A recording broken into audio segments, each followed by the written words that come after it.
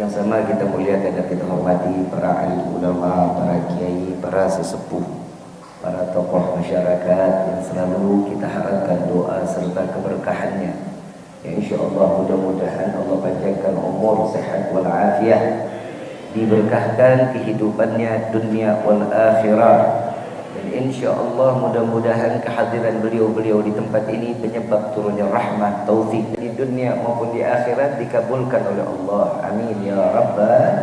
Allah Subhanahu wa taala yang maha agung, yang maha luhur, yang maha bijaksana, yang alhamdulillah di sore yang penuh dalam keberkahan ini, di mana amaliyah buku harian kita yang kemarin dikembalikan ke hadapan Allah, disetor ke hadapan Allah, dan di asar awal ini dengan lembaran yang baik yang kita jalankan di hari ini, mudah-mudahan penyebab kebaikan di hari selanjutnya. Amin ya rabbal alamin. Salawat beserta salam terlimpah curah kehadiran Nabi besar Muhammad sallallahu alaihi wasallam beserta keluarga, sahabat hingga umatnya sampai yaumil qiyamah. Amin ya rabbal alamin.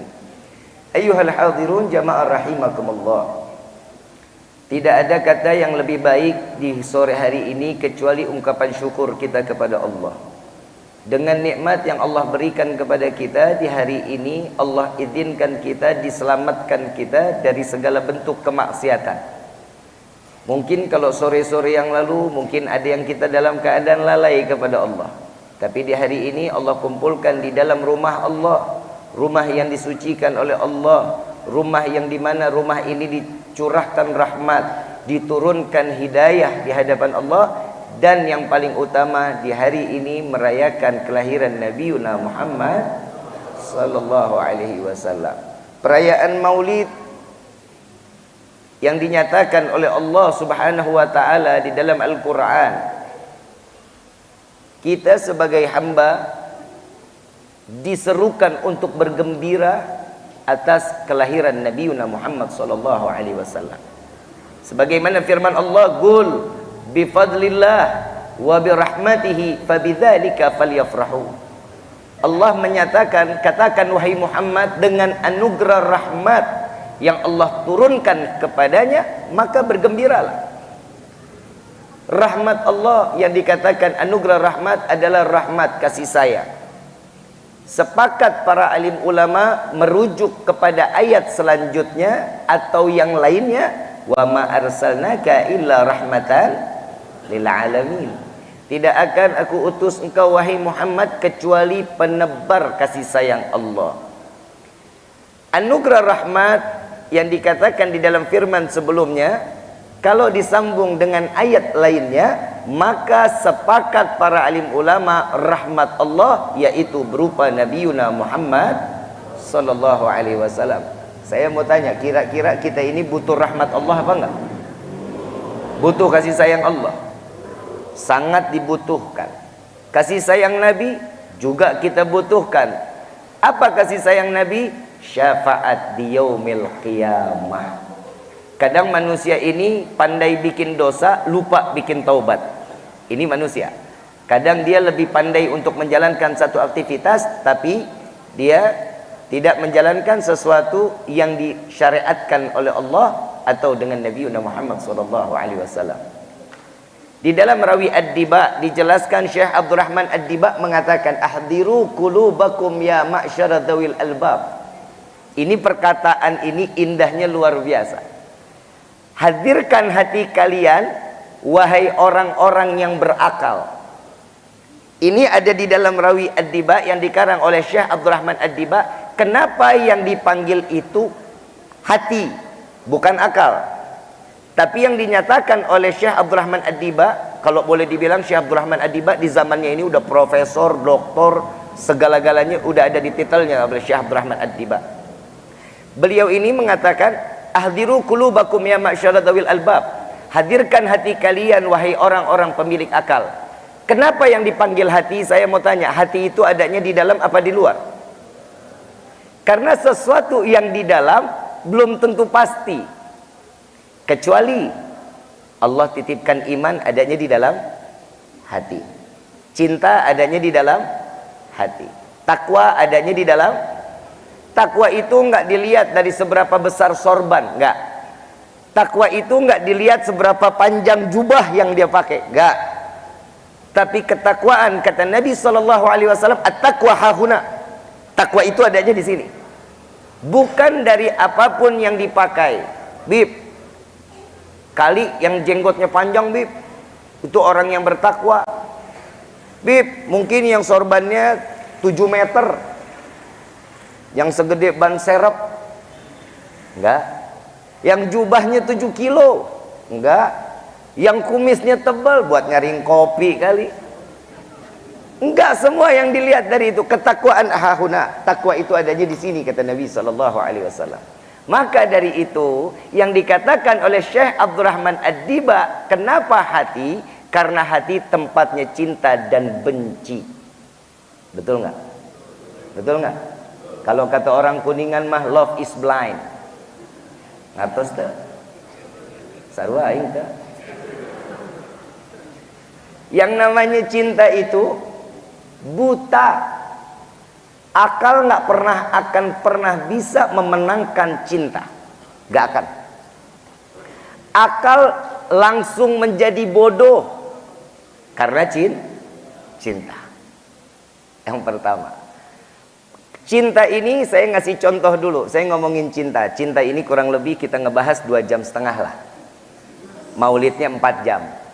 Ya kurang lebih jadi 6,5 jam lah kita bahas ya. Boleh? Sanggup? Aing mantep. Saya bahas cinta dulu. Kenapa? Karena Maulid Nabi SAW pembuktian cintanya Allah kepada Nabi dan ditunjukkan kepada hamba. Nanti itu kita bahas. Cinta. Perkataan cinta membuat gila seseorang. Kalau perkataannya ada syair Arab mengatakan fasyaribul hamr yafhu ba'da sakratihi. Orang yang minum minuman keras dia mabuk. Setelah mabuk dia sadar. Dan dia sadar dia nggak bakal tahu apa yang dia perbuat saat dia mabuk. Lupa semuanya. Tapi tatkala orang yang dikatakan fasyaribul hubbi tulil umri sakrano. Orang yang udah mabuk cinta sampai akhir umurnya akan mabuk dan nggak akan pernah sadar. Betul apa enggak? Buat yang Neng, perempuan, Neng pernah ngerasain cinta enggak? Pernah enggak? Tapi cintanya Neng itu selalu terbagi. Cintanya perempuan itu selalu terbagi. Kenapa? Perempuan itu Allah ciptakan selalu memberikan harapan kepada laki-laki.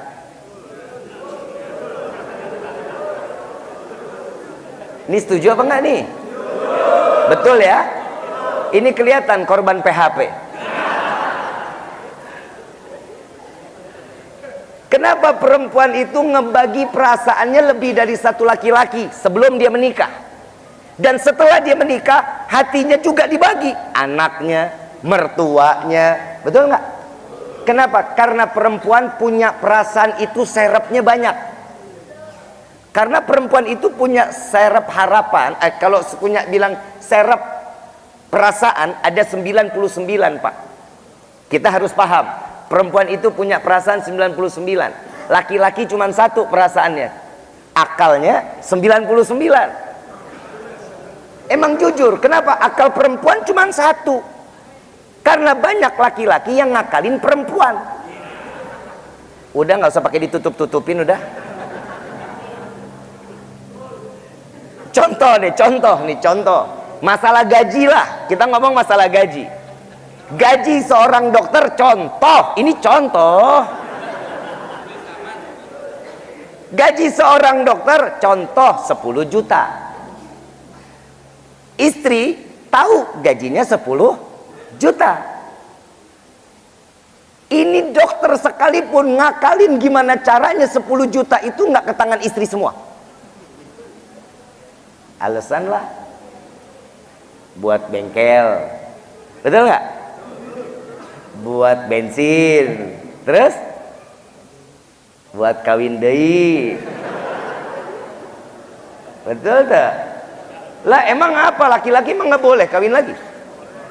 Lah, Bapak beruntung kita jadi laki-laki, Pak.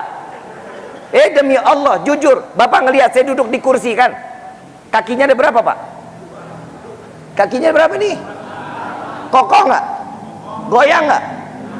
Ini kaki 4 aja kokoh, gimana istri Pak 4?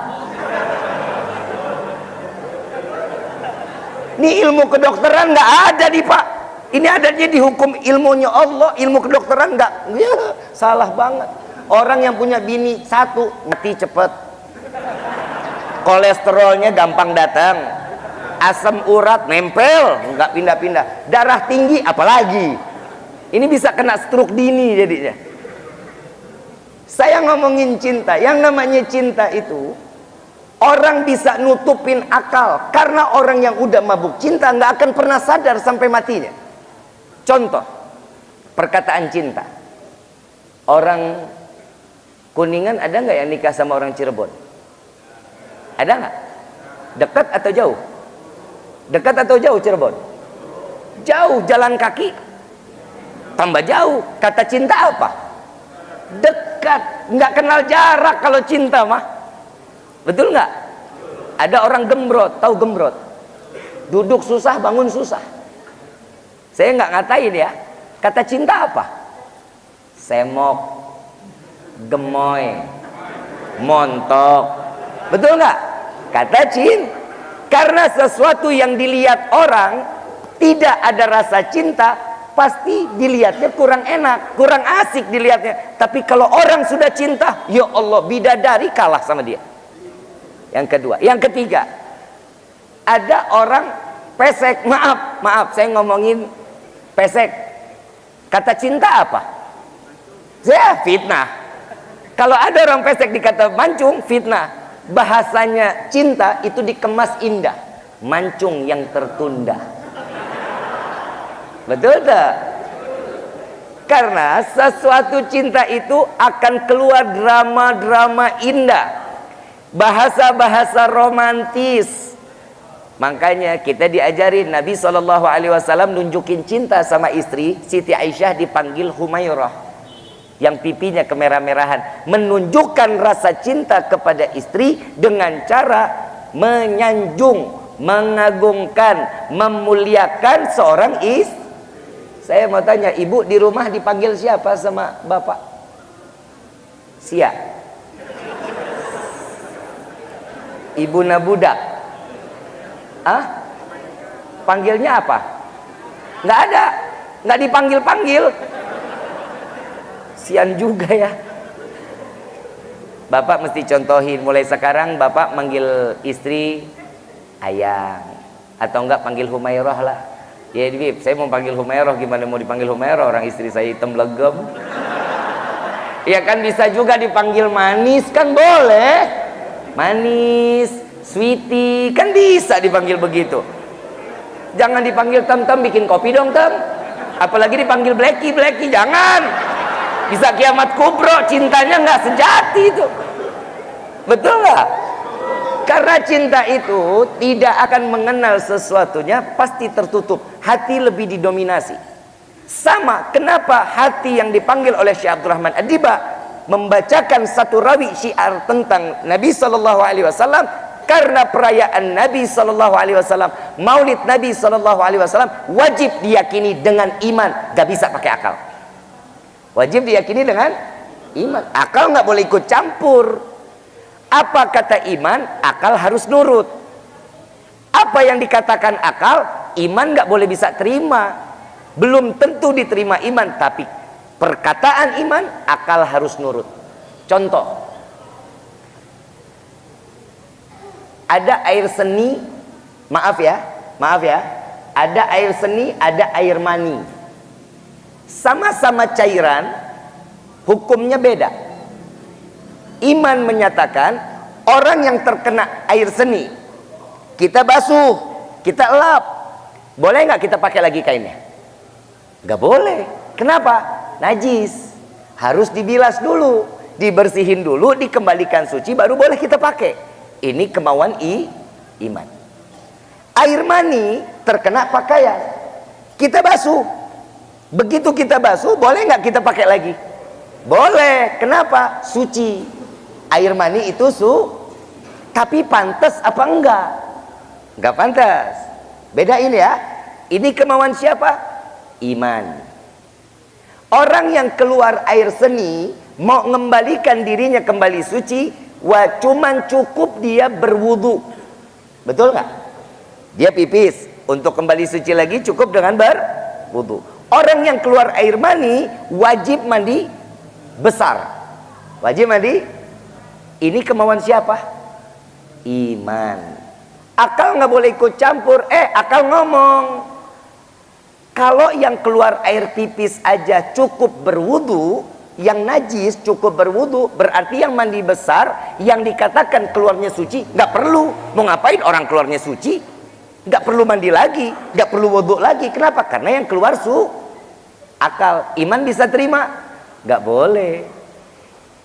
Yang keluar suci aja mandi besar, gimana yang najis? Itu akal. Berarti manusia wajib nyelam. Betul dong? Kalau yang keluar air mani aja yang suci mandi besar, berarti yang keluar najis nyelam dia. Akal maunya seperti itu, tapi iman nggak boleh terima. Akal harus nurut apa kata iman. Allahumma na'udzubillah min dzalik. Orang Kuningan ada yang punya penyakit beser. Tahu penyakit beser? Tiap hari kencing lebih dari 7 kali. Kebayang kalau itu kita pipis wajibnya mandi besar. Kebayang gak lu? Berarti setiap habis pipis mandi. Tiap habis pipis mandi. Persis kita kayak keluarga ikan julung-julung. Betul gak? Ini iman. Kalau dia haidnya 7 hari, berarti 35 waktu dia tinggalkan dan wajib diganti. Nah, kalau yang haidnya 14 hari, berarti 70 waktu tidak membebankan. Berarti nggak boleh, nggak usah diqadha, nggak apa-apa. Oh gitu Bib. Yang laki ngomong, enak juga jadi perempuan ya, ada qadhanya. Yang bilang begitu di dalam hati, mudah-mudahan pulang dari sini haid. Jadi sudah paham masalah iman dan akal, sudah paham ya? Udah paham belum? Jadi kemauan iman, akal nggak boleh ikut campur. Sudah paham ya? Kalau sudah paham kita tutup sama doa nih. Udah paham belum? Budek kali ah. Ibu bapak yang dirahmati oleh Allah, ternyata kenapa yang dipakai itu iman? Karena perayaan Nabi, kelahiran Nabi nggak bisa pakai akal. Yang pertama, bidannya itu bidadari surganya Allah. Bidannya Nabi, bidadari. Permata ada nggak bidadarinya? Rumah sakit Permata ada bidan bidadari? Ada. Kalau ada, saya minta sama Allah mudah-mudahan saya hamil. Ada nggak? Masuk akal? Manusia masuk akal? Nggak bakal masuk. Kenapa? Mana ada bidan bidadari? Tapi ini diturunkan oleh Allah. Siti Maryam, Siti Asia, Ummu Hawa, 4 bidadari diturunkan oleh Allah saat proses persalinan Nabi Muhammad sallallahu alaihi wasallam. Masuk akal? Enggak, tapi wajib diyakini dengan iman. Itu yang pertama. Yang kedua, kenapa harus dengan iman? Saat Nabi terlahir ke dunia dalam keadaan sujud kepada Allah. Awalnya ditaruh di tangan Siti Maryam, diambil oleh Siti Maryam, lalu Nabi merontah minta sujud. Ditaruh oleh Siti Maryam, sujud Nabi, tangannya madhab seperti orang sujud, lalu wajah ke langit mengucapkan ya Hayyu ya Qayyum. Di Permata ada yang bayi lahirnya begitu, ada. Yang sujud langsung ya Hayyu ya Qayyum, ada. Itu kalau ada insya Allah Kuningan geger sedunia. Gak bakal bisa masuk akal, tapi ada. Itu iman yang wajib paham.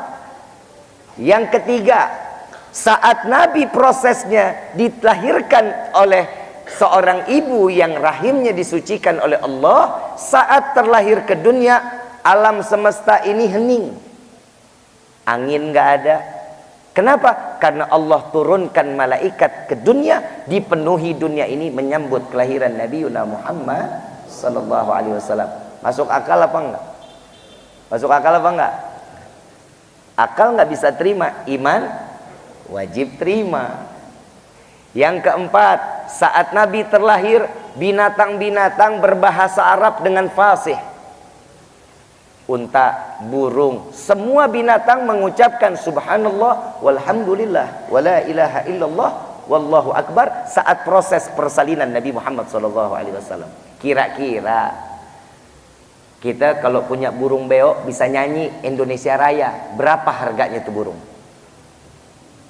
Ini bisa bahasa Arab dengan fasih, dan ini saat dilahirkan Nabi Muhammad SAW. Masuk akal apa enggak? Enggak masuk akal. Iman wajib. Paham ya? Paham ya? Insya Allah. Kejadian semua yang dilakukan, Allah memberikan kemuliaan kepada Nabi. 1700 ayat yang ada di dalam Al-Quran semua memuliakan Nabi Muhammad SAW. 20% ayat yang ada di dalam Al-Quran menyanjung, memuliakan. Allah memuliakan dan menyanjung Nabi Muhammad SAW. Salah satunya contoh, laqad ja'akum rasulun min anfusikum azizun alaihi ma'anittum harisun alaikum. Jalanin salat apa enggak? Allah salat apa enggak? Kita diperintah puasa bulan suci Ramadan. Betul? Allah puasa apa enggak nih? Kita diperintah zakat. Allah bayar zakat nggak? Kita diperintah haji. Allah jalanin haji. Allah memerintahkan kita bersolawat, dan Allah lebih dulu mencontohkan. Innallaha wa malaikatahu yusalluna 'alan ya ayyuhalladzina amanu sallu 'alaihi wa sallimu taslima. Begitu mulianya Nabi Muhammad sallallahu alaihi wasallam, Allah mendulukan, memberitahukan bahwa saya beserta malaikat, kata Allah, memberikan salawat serta salam kepada Sayyidina Muhammad sallallahu alaihi wasallam. Dan di dalam hadits qudsi, kalau disebut hadits qudsi ini tidak ada di dalam Al-Quran, tapi Allah menyatakan perintah kepada malaikat atau kepada Nabi ada dalam hadits qudsi. Ini yang dikatakan hadits qudsi. Hadits qudsi ini pernah terucap oleh Allah di dalam firman-Nya, ya Jibril nadi fi sahril mahlukat min ahlil ardi was sama bitahani wal bisyarah. Jadi Allah ini lebih dulu merayakan proses perayaan Nabi Muhammad sallallahu alaihi wasallam. Kalau ini kan Maulid ini disponsori, dicetuskan oleh Masjid Dian Ar-Rahmat. Masjid Dian Ar-Rahmat. Panitianya siapa? Antum. Ketua panitianya siapa? Hah? Pak Direktur Rumah Sakit ya?